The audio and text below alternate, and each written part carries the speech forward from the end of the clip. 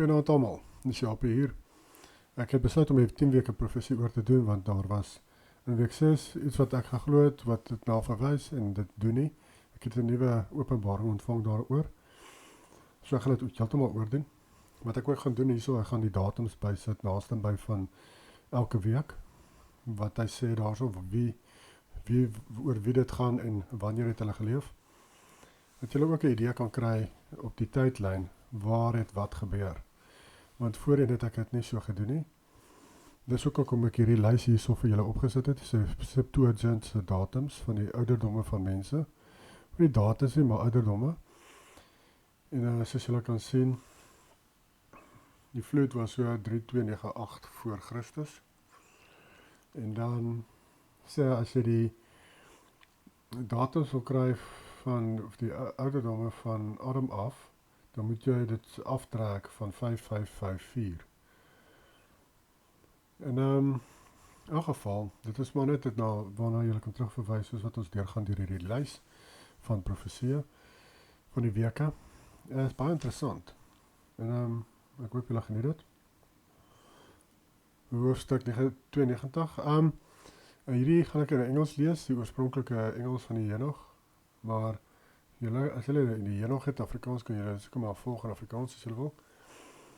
We begin by verse 2. And after that Enoch both gave and began to recount from the books, and Enoch said, well, ek wil net hierso sê dat die verduidelikings gaan in Afrikaans wees. Concerning the children of righteousness and concerning the elect of the world, and concerning the plant of uprightness. Hierdie plant of uprightness is Yeshua Messias. En hy sê van die kinders van regverdigheid, dit is die wat die gebooie gehoorsaam deur geloof in Yeshua. Dis wat die Bybel vir ons sê. I will speak these things, yes, I Enoch will declare them unto you, my sons, according to that which appeared to me in the heavenly vision, and which I have known through the word of the holy angels, and have learned from the heavenly tablets. Week 1, so 1122 jaar na Adam. And Enoch began to recount from the books and said, I was born the 7th in the first week, while judgment and unrighteousness still endured. While judgment and righteousness still endured. Henoch was gebore aan die einde van die eerste week. Hy was gebore 1122 jaar na Adam. So julle kan dan nou terugverwys na hierdie en dit self gaan uitwerk daar soos julle wil. Maar dit is nogal 'n rukkie wat hulle regverdig geleef het, né? Oor 1000 jaar. Voor die mense begin afvallig geraak het. Mense dink maar hulle was net so 100 jaar wat die mense nog reg geleef en toe afvallig geraak. Was eintlik nogal lank. Week 2, rondom 2256 na Adam. And after me there shall arise in the second week great wickedness, and deceit shall have sprung up, and in it there shall be the first end. Die eerste einde is Noag se vloed. So dit het gebeur rondom 2256 na Adam. And in it a man shall be saved, this was Noach, and after it in the end it is ended, unrighteousness shall grow up, and the law shall be made for the sinners. So Noach en sy gesin was gered, dit het gebeur rondom 2256 na Adam. Week 3, 3488 jaar na Adam, of 2066 voor Christus. And after that in the third week at its close, a man shall be elected as the plant of righteous judgment, and his posterity shall become the plant of righteousness forevermore. Dis duidelike verwysing na Abraham en na Yahushua, wat uit sy nageslag sal gebore word. Dit is 3488 jaar na Adam. Week 4, rondom jaar 3918 after Adam, na Adam, of 1636 voor Christus. And after that in the fourth week at its close, visions of the holy and righteous shall be seen, and a law for all generations, and enclosure shall be made for them. Die wette wat ontvang was by Berg Sinai, wat toe binne die verbondsark geplaas was. Dis waarna die week 4 verwys. Dis toe die eerste Exodus begin het en hulle die wet ontvang by Berg Sinai. Nou Galasiërs 3 vers 17 sê vir ons hoe lank is die tydperk tussen week 4 en week 5. Maar ek sê dit, Die wet wat 430 jaar later gekom het, maak die verbond wat deur Jahwe in Messias van tevore bekragtig is, nie kragteloos om die belofte tot niet te maak nie. So week, dit hier so sien, 3918. Ja, dit is om te wys tussen, hy praat hier van toe Abraham, verbond met Abraham en toe wat hulle by die bergsiening ontvang het, is 430 jaar verskil, so tussen week 3 en 4 is 430 jaar. Dus wat ek bedoel van die weke is, oor die 1000 jaar van hulle is 430 jaar byvoorbeeld. Week 5, rondom 4398 na Adam, so ons kom nou nader aan toe Joshua gebore sou word, of 1156 voor Christus. And after that in the 5th week, at its close, the house of glory and dominion shall be built forever. Die tempel was gebou 480 jaar na die Exodus. 1 Konings 6 vers 1. En in die 480ste jaar na die uittog van die kinders van Israel uit Egipte land, in die 4de jaar van Salomo, sy regering oor Israel, in die maand Sif, dit is die 2de maand, het hy die huis vir Jahwe gebou. So hier sê ook vir ons duidelik in die Bybel die gaping tussen week 4 en week 5. Week 6, rondom 870 tot 605 voor Christus. And after that in the 6th week, all who live in it shall be blinded, and the hearts of all of them shall godlessly forsake wisdom, that in it a man shall ascend, and at its close the house of dominion shall be burnt with fire, and the whole race of the chosen root shall be dispersed. Nou, ek het oorspronklik gedink hierdie praat van Joshua wat ascend en van die tempel wat rondom 70 na Christus verbrand is, maar dit is toe nou nie waarna dit verwys nie. So kom ons kyk waarna dit eintlik verwys.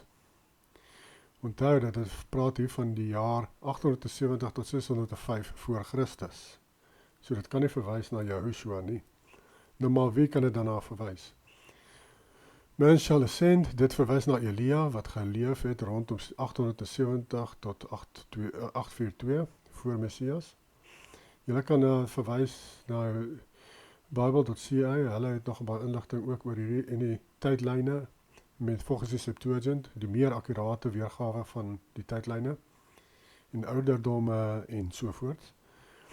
House of Dominion shall be burnt with fire. Nou wat beteken dit? Die tempel was verbrand deur Babylon 605 voor Christus. Dit is die eerste vernietiging van die tempel, mense. Dit is nie die tweede vernietiging wat ek gedink het nie. Hierdie is die verwysing na Elia se opvaarding en die verbrand van die eerste tempel. Tempel gebrand 605 voor Christus. 70 year Babylonian captivity, daar is dit die datums van hoe lang hulle daar was. Ja, ek kan daar pause en kyk daarso, of gaan kyk op daai Bible.ca, hierdie is alles daarso. So daarna wil verwys, daaronder staan dit Bible.ca maps. Week 7, 600 voor Christus tot 75 na Christus. So ons is nou hier tydens die periode toe Joshua op die aarde was, né? And after that, so hierdie is 4900 omtrent van Adam af tot oor die 5000, ja, 5500, nee. Ek sê goed met somme van hond nie. And after that in the 7th week shall an apostate generation arise, and many shall be its deeds, and all its deeds shall be apostate, and at its close shall be elected, the elect righteous of the eternal plant of righteousness, is verwysing na Joshua natuurlijk, to receive sevenfold instruction concerning all his creation. En het verwys ook na die mense wat uitverkies is om te volg, die disciples. Matteus 12 vers 45, dan gaan hy en neem 7 ander geeste slegter as hy self met hom saam, en hulle kom in en woon daar, en die laaste van daardie mens word erger as die eerste. So sal dit ook wees met hierdie bose geslag. Hier sê Joshua dat hierdie apostate, die bose geslag wat hierna verwys word in week 7, dit is sy generasie. dat hulle gaan gevul word met demone, met baie demone in daardie tyd, en dit het toe ook so gebeur. Apostate generation arise, wat beteken dit? Dit verwys na Yahushua se generasie. Elected the elect, righteous of the eternal plant of righteousness. Tydens Yahushua se bediening het hy die volkome boodskap van verlossing verkondig, en hy het dit moes nou verkondig aan die mense wat hy uitverkies het, sy disciples wat dit moes gaan versprei het oor die wêreld, of oor die Israel areas waar Israel was in daardie tyd. Dit is waarna dit verwys, the elect righteous of the eternal plant. So die uitverkose regverdiges wat Yahushua gevolg het, die ewige plant van regverdigheid, hulle is toe uitgestuur na Yahushua se opvaarding om sy boodskap, sy volkome boodskap uit te dra, te verkondig. Nou 7 is Zion has the meaning of completion, a spiritual perfection in Yahushua Messiah. Ja, dis waarna dit verwys. 7, as hy praat van 7, kan dit ook daarna verwys. Verwys na volkome of complete, a complete message. Wat ek glo dit na verwys is dat die volkome of die complete message van die woord was toe verkondig deur Yahushua. En wat is dit? Dat hy is die volmaakte offer. Dit is deel van daardie volkome boodskap. Dat diere nie meer geslag hoef te word of doodgemaak hoef te word vir sondes nie. Dat hy is die volkome offer. Die tempel is nie meer nodig nie, 'n fisiese tempel. Dat ons liggame is nou die tempel. Dis die volkome boodskap. Die tydelike boodskap was dat hulle 'n fisiese tempel nodig, hulle het offerhandes nodig, hulle moet diere offer die hele tyd. Dit was die tydelike boodskap, maar die volkome, volledige boodskap is dat ons is die tempels, Yahushua is die perfekte offer vir ons sondes, een keer het hy gesterf, en daar is meer 'n fisiese tempel nodig nie, en ook nie ons nie meer diere te offer nie. So daardie priesterskap het toe ook weggeval, die Aaron priesterskap en Melchisedek priesterskap het toe begin. En dan in hoofstuk 93, so week 8, dis rondom 76 na Christus tot, ja, ek dink hierdie is so 76 tot 1076 na Christus, soos ek hier geskryf het. 700 jaar is bygevoeg by die tydlyn, en bring ons tot 1776 toe Lucifer losgelaat is. Want hulle het 700 jaar bygesit, gaan kyk maar na my vorige video's waar ek verwys na Gunnar Heinsen. Gunnar Heinsen het met argeologie bewys so 700 jaar is bygevoeg by ons tydlyn. En dan ook, daar is nog 'n flamenco ou van Rusland, 'n mathematician, flamenco, hy het ook bewys op verskillende maniere dat hulle so 700 of wat jaar bygesit het by die tydlyn. And after that there shall be another, the 8th week, that of righteousness, and a sword shall be given to it, that a righteous judgment may be executed on the oppressors. Nou, dit verwys na die begin van die 1000-jarige vrederyk, mense. En dit het rondom 76 na Christus begin, soos wat ek in my vorige video's vir julle wys, in Daniël 2, Daniël 7, onder andere, wys dit vir ons wanneer dit begin. Openbaring wys ook vir ons wanneer dit begin. Maar dit het begin, volgens die Bybel, in die tyd van die klein horingkie, wat Titus Vespasian is, wat saam met sy pa, die groot horing, die 10de horing, geregeer het. Onthou julle die 10 tone van yster en klei. Dit wys ons duidelik wanneer sou die 1000-jarige vrederyk begin. Wanneer die 10de leier van Rome regeer, die 10 tone van yster en klei, en dan gaan dit verbrysel word, dan gaan Rome vernietig word saam met Juda. Nou Rome het Juda vernietig, maar toe het Yahweh Rome vernietig. Nou hier praat ons van die 4 oordeel, né? And a sword shall be given to it, that a righteous judgment may be executed on the oppressors. En kyk hier 2 Petrus 3 vers 10. But the day of Yahweh will come as a thief in the night, in which the heavens will pass away with a great noise, and the elements will melt with fervent heat. Both the earth and the works that are in it will be burned up. En sien hier, dit word verbrand. Die elemente van die aarde, die gebouwe, die mense wat Yahushua geoordeel het met die begin van sy 1000-jarige vrederyk, die nasies oordeel, hulle plekke het verbrand, volgens Petrus. Nou het hierdie al gebeur, want hierdie gebeur in week 8, van die 10 weke. Ek gaan julle bewyse nou gee, dat dit het al gebeur. Hier staan ook, and sinners shall be delivered into the hands of the righteous, and at its close they shall acquire houses through their righteousness, and a house shall be built for the great King in glory forevermore. And all mankind shall look to the path of uprightness. Hierdie is duidelike verwysing, mense, na die 1000-jarige vrederyk. Baie duidelik, dit kan niks anders beteken nie. En hy sê hierso, en die sondaars is geoordeel deur die regverdiges, en dan dat hulle mooi huise ontvang het, en ons sien die huise om ons vandag, soos die St. Peter's en St. Paul's Cathedrals, dis huise, dis van hulle huise gewees, mense. En van hierdie stunning ou geboue wat ons het vandag is van hulle huise. En dan die house shall be built for the great king.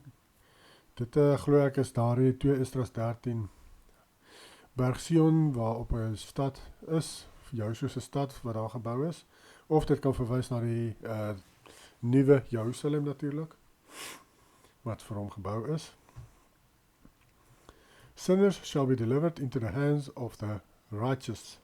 Openbare 20:6. Salig en heilig is hy wat deel het aan die eerste opstanding. Oor hulle het die tweede dood geen mag nie, maar hulle sal priesters van Jahwe en van Messias wees, en sal saam met hom as konings regeer 1000 jaar lank. Hier is dit wat praat van die mense, die regverdig is, wat saam met Joshua regeer, soos ons sien in die 8ste week. Righteous judgment may be executed on the oppressors, Matteus 25:31-32. En wanneer die seun van die mens in sy heerlikheid kom en al die heilige engele saam met hom, dan sal hy op sy heerlike troon sit. Duidelike verwysing na die begin van die 1000-jarige vrederyk, want die engele kom ook saam met hom. En voor hom sal al die nasies versamel word, en hy sal hulle van mekaar afskei soos 'n herder die skape en bokke afskei. Hierdie het al gebeur, mense, met die begin van die 1000-jarige vrederyk. House shall be built for the great king in glory forevermore. Mag dalk verwys na die vleiende stad Sion van 2 Esdras 13, van wat daarvan praat, en dan wat Joshua gebruik het tydens die 1000-jarige vrederyk. En soos ek sê, ek kan ook verwys na die nuwe Jerusalem. Ek het hier nog so 3 versies onder hierdie ene. Nou gaan ons kyk na die bewyse van die 4 oordeel wat klaar gebeur het. Daniël 2:35. Toe is tegelykertyd die yster, die klei, die koper, die silwer en die goud fyn gestamp. En dit het soos kaf geword van die dorsvloere in die somer, waar die wind wegneem, sodat daar geen spoor van gevind is nie. Maar die klip wat die beeld getref het, het 'n groot rots geword wat die hele aarde gevul het. Dis die 1000-jarige vrederyk waar Joshua oor die hele aarde gaan regeer en al die koninkryke gaan wegval. Syne is al wat oor gaan bly. Daniël 2:44. Maar in die dae van die konings sal die Jahwe van die hemel 'n koninkryk verwek wat in ewigheid nie vernietig sal word nie. En die heerskappy daarvan sal aan geen ander volk oorgelaat word nie. Dit sal al daardie koninkryke verbrysel en daar 'n einde aan maak, maar self sal dit vir ewig bestaan. Hierdie wat ons vandag om ons sien, mense, daar is nie koninkryke vandag nie. Hierdie plekke en nasies wat hulle so opmaak, dis opgemaak, mense, daar is nie koninkryke vandag meer nie. Dit het gestop met die 1000-jarige vrederyk se begin. Toe was Joshua se koninkryk die laaste een en hy is permanent die laaste een. Daar gaan nie nog een kom nie. Hier kom seisoen van misleiding. Het Lucifer laat hulle die verskillende nasies opmaak en hulle vla uitdink en hulle stem uitdink wat hulle moet sing vir hulle vlag. En elke nasie moet apart wees, of groep mense moet apart wees, sodat hulle te mekaar mos kan beklei as hulle moet. As hulle almal voel hulle is een nasie, dan gaan hulle mos nie mekaar beklei nie, dan gaan hulle mos nie mekaar skiet nie. Maar as jy hulle kan oortuig, dat julle is almal verskillende nasies, en daardie nasie hou nie van jou nie, en hierdie nasie hou van jou, dan is dit mos maklik om die mense teen mekaar op te hits. Daniël 7:14, en aan hom is gegee heerskappy en eer en koningskap, en al die volke en nasies en tale het hom vereer. Sy heerskappy is 'n ewige heerskappy wat nie sal vergaan nie, En sy koninkryk een wat nie vernietig sal word nie. Nou mense, hy regeer nog steeds. Lucifer moet wat hy wil doen vandag. Hy moet eers gaan vra of hy dit mag doen. Hy kan dit nie net doen nie. Hy kan nie net doen wat hy wil nie. Hy moet vir jou so vra of hy dit kan doen of nie. Ons kyk gou na die prentjies. Onthou julle daai van Petrus wat ek vir julle gelees het, van die 4 oordeel, waar die elemente en die geboue en alles gesmeld het, met die 4 oordeel met Yahushua se tweede koms, hierso, waar die nasies geoordeel het. Verskillende lande, selfde idee, gesmelte geboue. Daar kan jy sien, in Engels noem hulle pocket of survival, as jy so iets sien, en die res dan gesmeld. Half berg, half gebou. Hy het sommer omgeval hierdie gebou. So een kant het seker vinniger gesmeld as die res. Hierdie baie keer sê hulle, die mense het gehad in die klippe gegrou. Dis van ons as mense, is 'n gebou wat gesmeld het. Hierdie, kom ons duidelik sien, dit is van hitte gesmeld, maar wat ek julle hier wou wys is, dit het my herinner aan daardie support. Dit lyk nogal so. Of het so support was.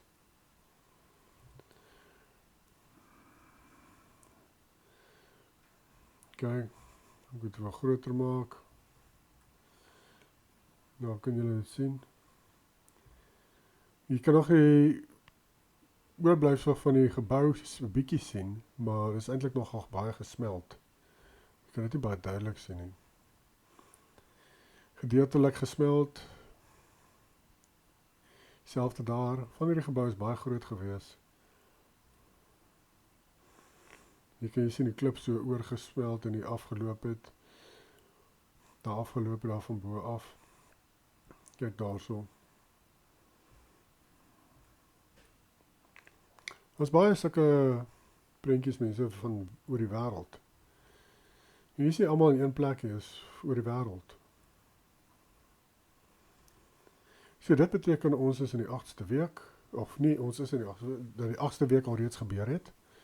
Hier kan jy sien, dit was lyk soos geboue en dat wat van bo af gesmeld het en onderlangs het van hulle oorleef. Daar kan jy sien, dit lyk soos 'n rots, maar hier so skielik is lyk soos 'n gebou. Selfde daar. Petra, daar so, ja. Half gesmeld en van dit, hier was ook pilare gewees soos hierbo, maar dit het gesmeld, sien julle? Gedeelte van wat hulle kunstig noem 'n kerk vandag, of wat hulle wil noem 'n kerk vandag. Hier onderhalf is hy gesmeld, en daar ook. Hier kan jy sien hoe dit so afloop soos roomys wat in die son gesit word en het smelt. Hierdie is in tonnels soos in die bakstene smelt en het maak sulke lyntjies.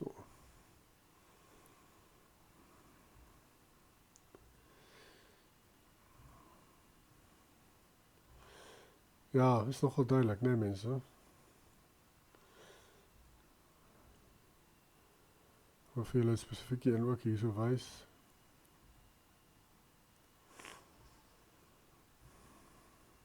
Hierdie lyk nogal soos 'n leeu wat daar lê. Soos 'n standbeeld van 'n leeu. Daar lyk soos 'n ingang of 'n deurgang. Hierdie lyk soos 'n sphinx wat daar lê wat gesmeld is. Van hierdie gebou is gesmeld van het oorleef. Daar's 'n original en dan gesmelte een voorbeeld. Soos ek sê, daar's baie sulke goeters. Dis 'n baie mooi ene. Hierdie ingang het oorleef. Die rots hierbo, wys die res van die gebou het gesmeld.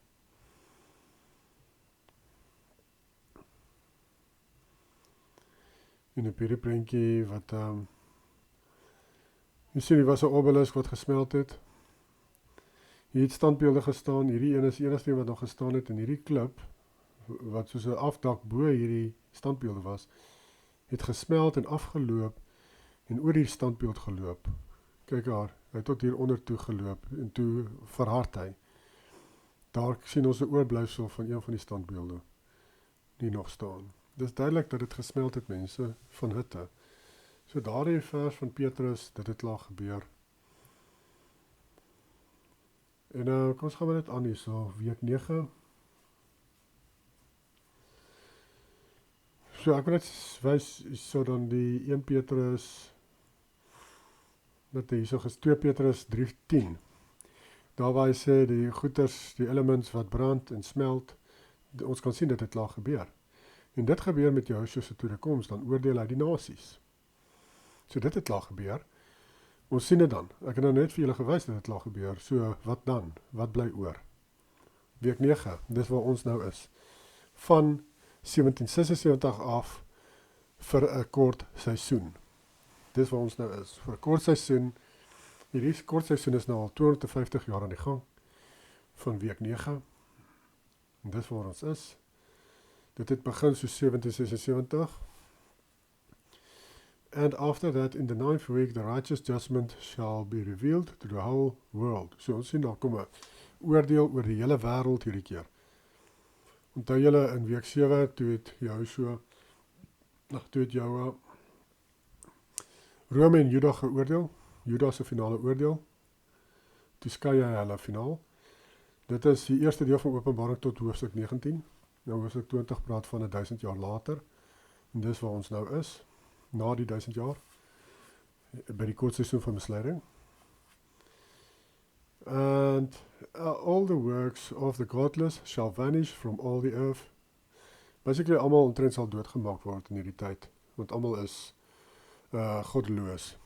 And the world shall be written down for destruction. Ja, die aarde word dan weggevat, of nou kom 'n nuwe hemel en aarde dan, 'n groter ene, volgens Henog. Die finale oordeel van die hele wêreld hierdie keer, tydens die kort seisoen van misleiding. Dis waar ons staan, mense, ons staan voor die deur van die vervulling van hierdie woorde. Openbaring 20 vers 3. En hom in die afgrond gewerp en hom toegesluit en dit bo hom verseël, sodat hy die nasies nie meer sou verlei totdat die 1000 jaar voleindig is nie.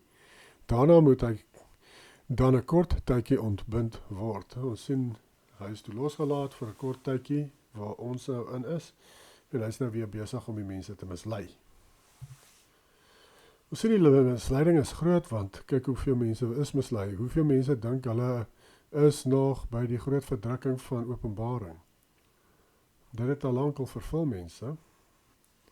En as ons die Bybel reg gaan lees, kom ons agter Joshua het ook gesê dit vervul in sy generasie. Nuwe hemel en aarde en 'n wit troon oordeel in week 10. En ja, dis dit. Ja, ek kan daai lees as julle wil. As dit die execute vengeance amongst the angels, dan word die engele ook geoordeel. The first heaven and earth shall be depart, pass away, new heavens shall appear. So wat hierdie heavens na verwys is die koepels, mense, vir julle wat glo in 'n spinnende bal wat heeltemal onbybels is. Ek kan nie verstaan dat mense in die Bybel kan leer, ander mense wil leer in die Bybel, maar dan verwerp hulle die Bybelse kosmologie. Hoe werk dit? En hy sê hierso, and all the powers of the heavens shall give sevenfold light. Nou die ligte wat jou bo die koepels geplaas het, gaan baie helderder skyn. Hy sê hierso ook, and a new heaven shall appear, so 'n nuwe koepels word gemaak vir ons, bo ons. Gaan kyk 'n bietjie op sonar luminescence, as julle iets interessants wil sien, hoe hulle 'n ster skep binne water. Sterre kan hulle maak in 'n bottel. En gaan kyk 'n bietjie daarna, dit is baie interessant. And after that there will be many weeks without number forever, and all shall be in goodness and righteousness, and sin shall no more be mentioned forever. Ja, so dis waar mens moet uitkom, né? Is die 10 weke profesie? En ek hoop, julle het iets geleer uit. Ek gaan die vorige een maar afhaal, want hy is nie akkuraat nie. Ek het gedag die week 6 praat van Joshua, maar dis week 7 wat van hom praat. En hierdie pas ook 100% in by die tydlyn hoe ek het verstaan, dat die 1000-jarige vrederyk rondom 76 tot 80 na Christus begin het, tydens die regeringskap van Titus Vespasian en Flavius Vespasian, die 10de keiser en sy seun. Maar dis dit, geniet julle dag, bye.